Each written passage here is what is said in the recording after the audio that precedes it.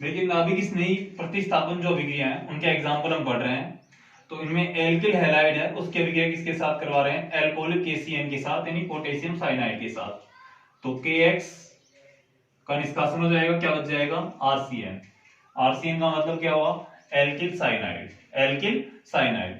अब alkyl cyanide को लेते हैं और एल्किल साइनाइड का हम क्या करते हैं? एक तो करते हैं पूर्ण जल अपघटन, दूसरा करते हैं आंशिक जल अपघटन, तीसरे नंबर पे करते हैं इसका पूर्ण अपचयन। तीसरे नंबर पे क्या करते हैं? पूर्ण अपचयन। और चौथे नंबर पे क्या करते हैं? इसका आंशिक अपचयन। जब इसका पूर्ण जल अपघटन करवाया जाता है तो तनु HCl की उपस्थिति होती है और अम्ल का निर्माण होता है। किसका निर्माण होता है? अम्ल का निर्माण होता है। किस प्रकार से? देखिए CH3, उसके बाद COOH, दो ऑक्सीजन यहां पर है, दोनों ऑक्सीजन यहां पर जुड़ जाएंगे।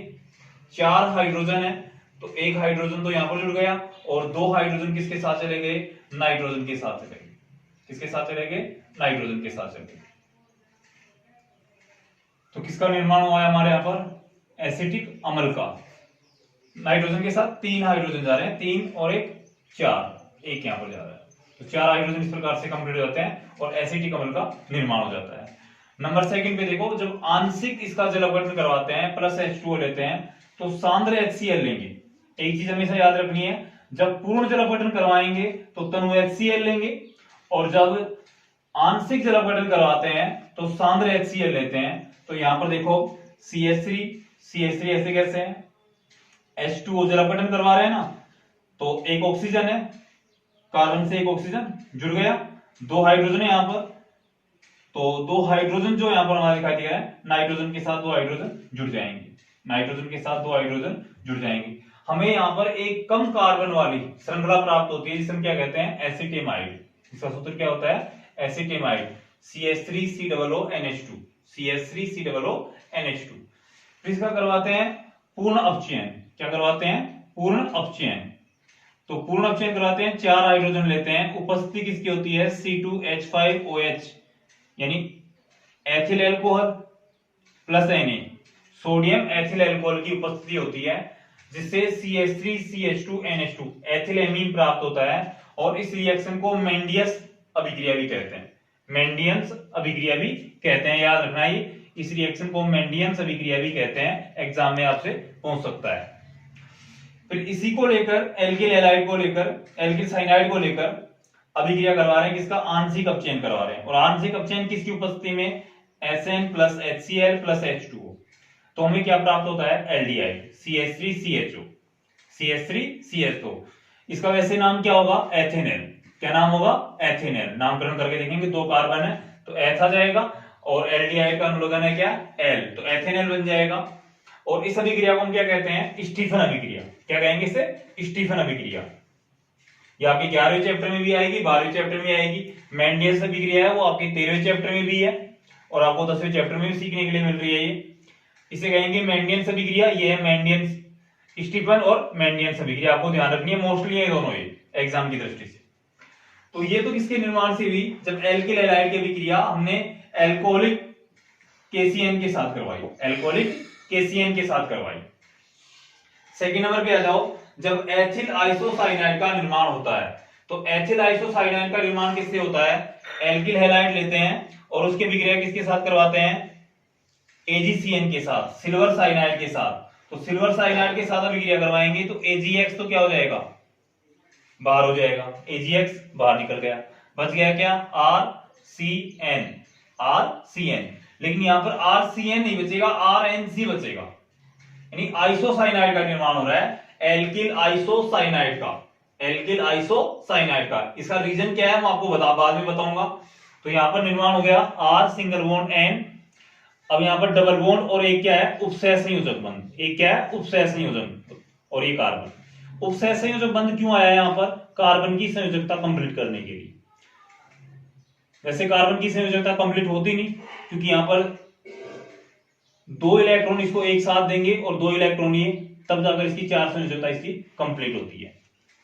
अब ये हमारे पास एल्किल आइसोसाइनाइड आया है, एल्किल आइसोसाइनाइड।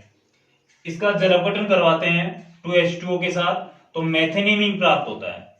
और इसका अपचयन करवाते हैं C2H5OH प्लस Na की उपस्थिति में, तो डाई मेथिल एमीन प्राप्त होता है।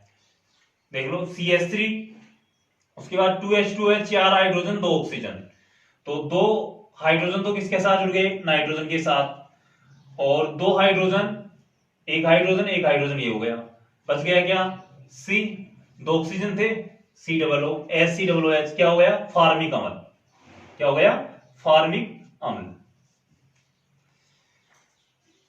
इसका अपचयन करवा रहे हैं, तो अपचयन में भी देख लो 4 हाइड्रोजन इसके पास, तो 4 हाइड्रोजन जो हैं, जिनमें से एक हाइड्रोजन तो किसके पास आ रहा है, नाइट्रोजन के पास, और 3 हाइड्रोजन किसके पास आ रहे हैं, कार्बन के पास, तो CH3 NH, उपसहसंयोजक बंध CH3, डाई मेथिल एमीन। ये हमारे 2 रिएक्शन है, इसके जो एग्जाम्पल हमने पढ़े हैं नाभिक स्नेही प्रतिस्थापन अभिक्रियाओं के उदाहरण। तो हमने इसमें 2 चीजें देखी। सबसे पहले हमने इसमें 2 चीजें देखी, सामने देखो बोर्ड पे,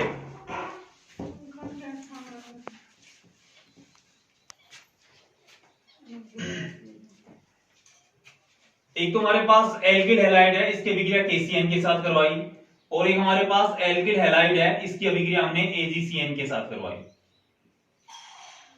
तो हमें यहां पर तो प्राप्त हो रहा है RNC प्लस AgX।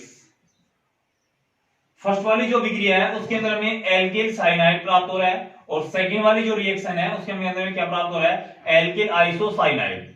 दोनों के अंदर ये डिफरेंस क्यों, ये क्वेश्चन बना सकता है आपके ये क्वेश्चन बन सकता है। तो इन दोनों के बीच डिफरेंस का रीजन ये है कि जो KCN है वो आयनिक प्रकृति का होता है, KCN है जो आयनिक प्रकृति का होता है, तो उसमें CN जो नेगेटिव आयन है वो आक्रमणकारी क्या होता है, आक्रमणकारी के रूप में प्राप्त होता है, अतः एल्किल साइनाइड बनता है, अतः एल्किल साइनाइड बनता है। जबकि जो AgCN है यानी सिल्वर साइनाइड जो है वो सहसंयोजक प्रकृति का होता है, अतः नाइट्रोजन पर Lp उपस्थित होते हैं, नाइट्रोजन पर क्या उपस्थित होते हैं, Lp उपस्थित होते हैं, जिससे एल्किल आइसोसाइनाइड का निर्माण होता है, एल्किल आइसोसाइनाइड का निर्माण होता है। ये दोनों का डिफरेंस है, रीजन है, ये एग्जाम में आपको क्वेश्चन बनाकर दे सकता है वो। ठीक है, आई होप आपके यहां तक समझ में आ गया होगा। आगे का टॉपिक देखिए, इसी रूप के अंदर एल्कोहल का निर्माण हम पढ़ेंगे, एल्कोहल का निर्माण। तो एल्कोहल के निर्माण के अंदर देखो, सबसे पहले